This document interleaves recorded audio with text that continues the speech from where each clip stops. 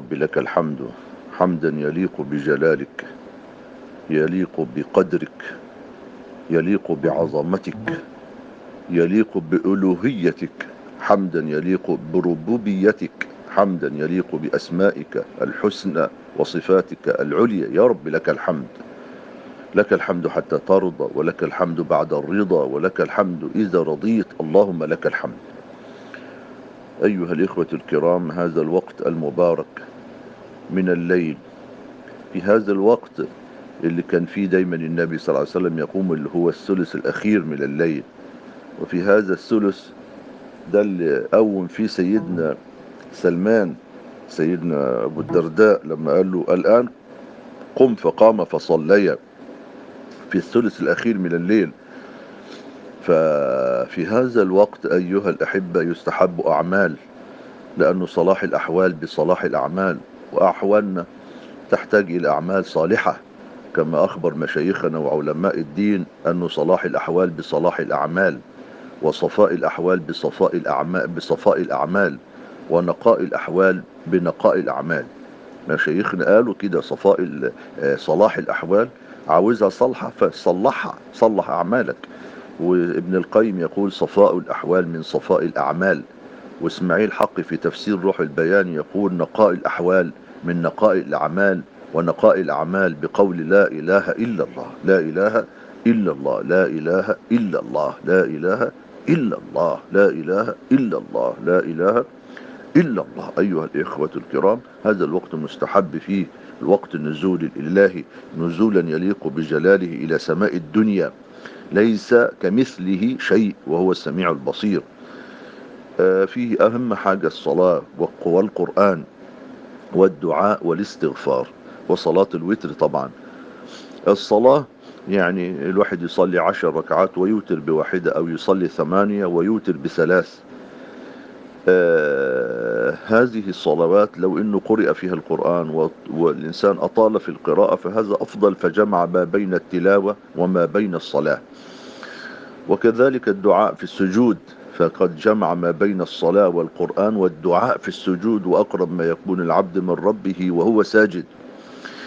وكذلك أيها الإخوة الكرام المحترمين المبجلين، كذلك الاستغفار في آخر وقت الليل، آخر وقت اللي في الثلث الأخير، وقت الاستغفار، والمستغفرين بالأسحار. يا رب اجعلنا منهم، يا رب لا تحرمنا من هذا الخير، وأعنا يا رب، ووفقنا لهذا العمل العظيم الاستغفار. والاستغفار 5 ألوان: أستغفر الله وأتوب إليه، هذا لون من ألوان الاستغفار.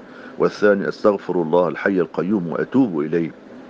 والثالث لا إله إلا أنت سبحانك إني كنت من الظالمين. والرابع لا إله إلا أنت سبحانك إني كنت من الظالمين. والرابع رب اغفر لي وتب علي إنك أنت التواب الرحيم. والخامس ربنا اغفر لي ولوالدي وللمؤمنين يوم يقوم الحساب. وسيد الاستغفار هو التاج، تاج الاستغفار: اللهم أنت ربي لا إله إلا أنت، خلقتني وأنا عبدك، وأنا على عهدك ووعدك ما استطعت، أعوذ بك من شر ما صنعت، وأبوء لك بنعمتك علي وأبوء بذنبي فاغفر لي فاغفر لي فاغفر لي، فإنه لا يغفر الذنوب إلا أنت. وكمان أيها الإخوة الكرام المحترمين المبجلين، يا ربي تقبل مني ومنكم صالح الأعمال. كمان أيها الإخوة الكرام الدعاء بعد الوتر، يعني بعد ما نركع، آخر ركعة في صلاتي اللي هو اسمها صلاة الوتر، ركعة أو 3 أو 5 أو 7 أو 9، آخر ركعة بعد ما أقوم من الركوع أدعي بالدعاء اللي علمه سيدنا رسول الله صلى الله عليه وسلم للحسن بن علي رضي الله عنهم أجمعين، اللي هو اللهم اهدني فيمن هديت، وعافني فيمن عافيت، وتولني فيمن توليت، وبارك لي فيما أعطيت، وقني واصرف عني شر ما قضيت، إنك سبحانك تقضي بالحق ولا يقضى عليك. الحق فيها روايتين: إنك تقضي ولا يقضى عليك، وفي رواية إنك تقضي بالحق ولا يقضى عليك، وإنه لا يعز من وليت ولا يذل من عاديت، تباركت ربنا وتعاليت. إنه لا يذل من وليت ولا يعز من عاديت، تباركت ربنا وتعاليت، تباركت ربنا وتعاليت، تباركت ربنا وتعاليت، تعظيم، تباركت ربنا وتعاليت جل جلالك يا الله. يبقى ده دعاء الايه؟ ده دعاء الايه الوتر بعد القيام من الايه من الركوع، بعد الحمد، بعد ما نحمد ربنا سمع الله لمن حمده، اللهم ربنا لك الحمد حمدا كثيرا طيبا مباركا فيه ملء السماوات وملء الأرض وملء ما شئت من شيء بينهما وملء ما شئت من شيء بعد، أحق ما قال العبد وكلنا لك عبد، لا مانع لما أعطيت ولا معطي لما منعت ولا ينفع ذا الجد منك الجد. ثم التهيؤ للدعاء قبل الأذان الفجر، ثم ترديد الأذان والدعاء بعد الأذان، ما بين الأذان والإقامة مستجاب، فدخلنا في مرحلة أجمل وأحلى برضو كذلك، من عمل إلى عمل ومن خير إلى خير ومن حسنة إلى حسنة يا رب تقبل، ثم نردد الأذان، ثم بعد ذلك نصلي ركعتين السنة، سنة الفجر أو سنة الصبح، وندعو الله تبارك وتعالى، وننزل المسجد نصليهم في البيت وننزل للمسجد. واذا دخلنا المسجد ولسه ما اقاموش الصلاه ننوي صلاه الايه صلاه ركعتين بتوع تحيه المسجد، ولا باس ان ننوي بنيه الشكر على ان ربنا اعنا ووفقنا وصلينا ولو ركعتين، ولو رفعنا ايدينا ولو دقائق نرفع ايدينا، يعني نحمد ربنا ونشكره، اسمها صلاه الشكر.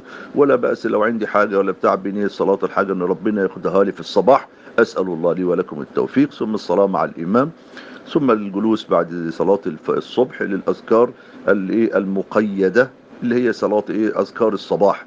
أذكار الصباح كل يوم نحن نجلس نقول الأذكار دي، ثم الأذكار المطلقة سبحان الله 100 مرة 200 300 400، سبحان الله والحمد لله ولا إله إلا الله والله أكبر ولا حول ولا قوة إلا بالله، دي ألوان التسبيح.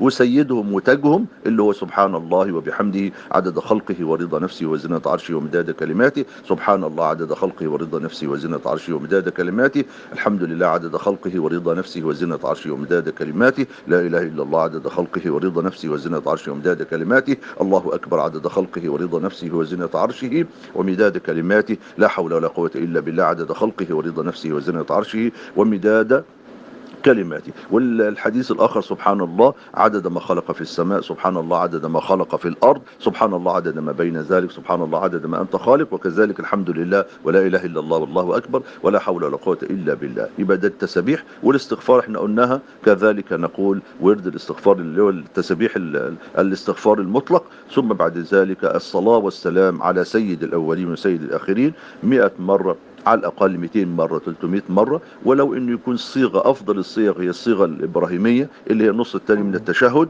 ولا بأس من الصيغ الأخرى زي مثلا اللهم صل وسلم على سيدنا محمد وعلى آله وصحبه أجمعين، اللهم صل وسلم على سيدنا محمد وعلى آله وصحبه وسلم أجمعين. دول 3 ألوان من الأذكار المطلقة، التسبيح والحمد والثناء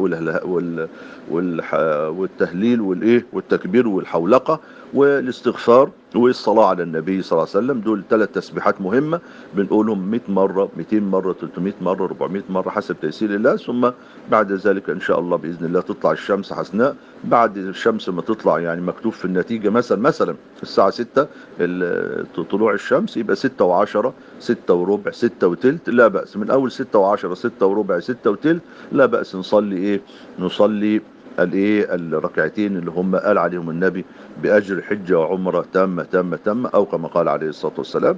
ولو أنا رحت نصلي كمان ركعتين معاهم لا بأس إن أنا أخذ 4 ركعات، عبدي يصلي لي 4 قبل في أول النهار أكفيك آخره أو كما قال عليه الصلاة والسلام عن رب العزة في الحديث القدسي. وإذا كان الواحد عنده شغل أو مرهق أو تعبان لا بأس إذا راح البيت يكمل هذه الأذكار في الطريق، يكملها إلى الطريق إلى العمل يكملها، وما زالت الأذكار مفتوحة معك. هي صحيح لغاية طلوع الشمس، لكن هذه تعتبر الفترة الأولى أو زي ما بيقولوا الدرجة الأولى. الدرجة الثانية من بعد طلوع الشمس لغاية ما شاء الله وقت الضحى، ثم بعد ذلك إلى عند زوال الشمس لما تبقى الشمس عمودية، ثم بعد ذلك معك لغاية العصر تكمل فيها الأذكار، حتى ولو لم تستطع قيام الليل كله وعندك فيه شيء معين ممكن أن تكمله.